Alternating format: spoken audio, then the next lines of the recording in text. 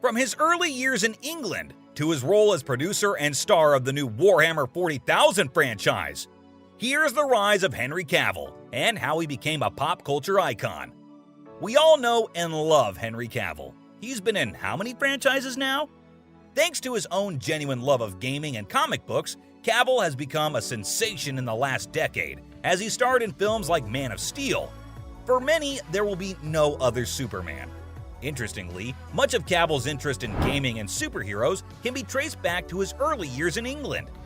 Born into a household with 4 other brothers, Cavill himself explains how raucous his living environment was. But then his father introduced something magnificent into the household that changed the fighting siblings forever: a computer. The purchase of a computer allowed the boys to stop fighting physically over everything and start fighting each other in games. Thus, Cavill's competitive side was born, as was his love of gaming and comics. Of course, life hasn't always been easy for Cavill.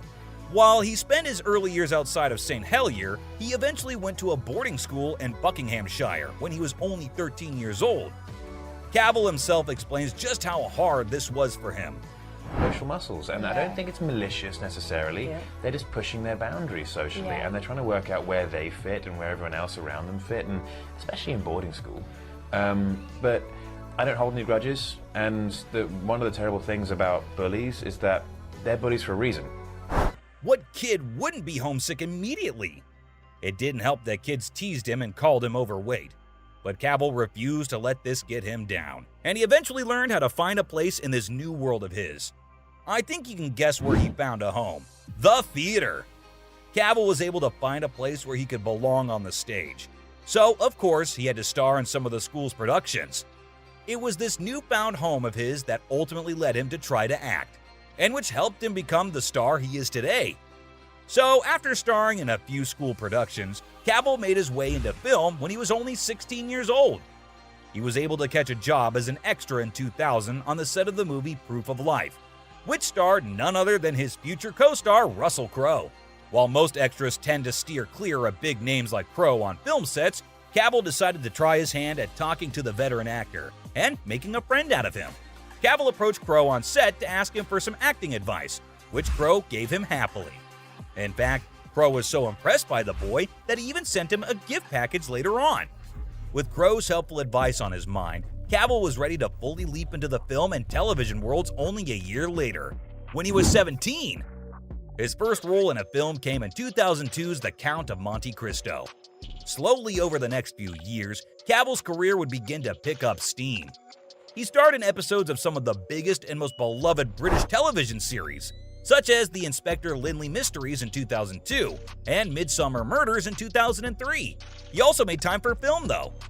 Early Cavill roles can be spotted in Hellraiser Hellworld from 2005, as well as 2006 Tristan and Isolde.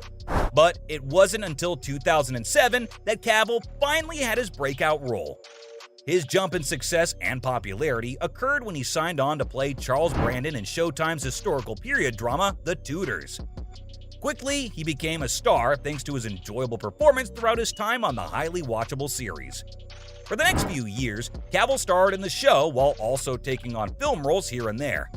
During this time, he was passed over for many roles he desperately wanted, such as the chance to play James Bond and Superman. But that doesn't mean he didn't finally get a leading role in a huge film. Cavill's first big role in a major motion picture came in 2011 with The Immortals. While not the best big action movie Cavill has ever starred in, it helped pave the way for Cavill's eventual rise to superstardom. A year after The Tudors ended, that rise to overnight sensation occurred. Cavill finally got the job as Superman, even after missing out on it once before, years earlier. In 2011, he starred as Superman in Man of Steel, which cemented him as one of the big movie marvels to look out for. Instantly, people loved him, even if they didn't necessarily love the movie. To many, Cavill was Superman and Clark Kent. He just fit the part without a doubt. Plus, the more times people saw Cavill in the press and doing interviews, the more they couldn't help but like the guy. Cavill was never one to shy away from talking about his deep love for video games and comic books.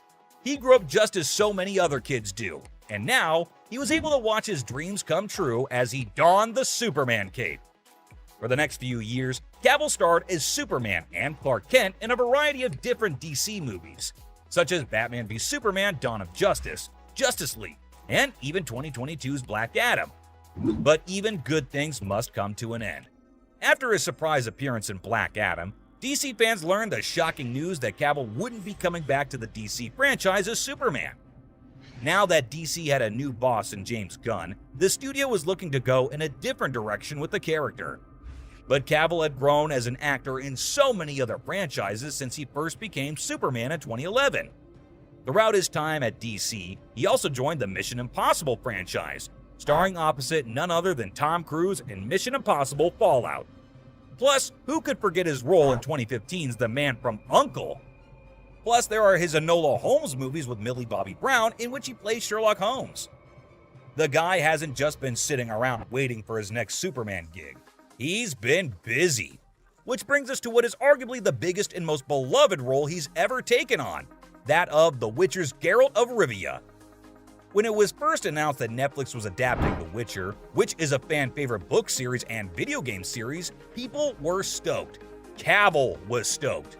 He loved The Witcher and pestered both his agents and everyone at Netflix involved with the show, as he knew he couldn't let his dream role pass by him. He put up a fight to star in the show. When fans learned that Cavill, a man who also loved the Witcher book series and video games as much as them, was gonna play Geralt, they were thrilled for him.